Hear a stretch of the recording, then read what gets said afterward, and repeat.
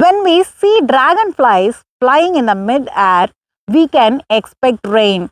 Yes, they are a sign by nature. But nowadays, we can't see many dragonflies. That is because of the chemical insecticides that we are using around. But surely it will rain.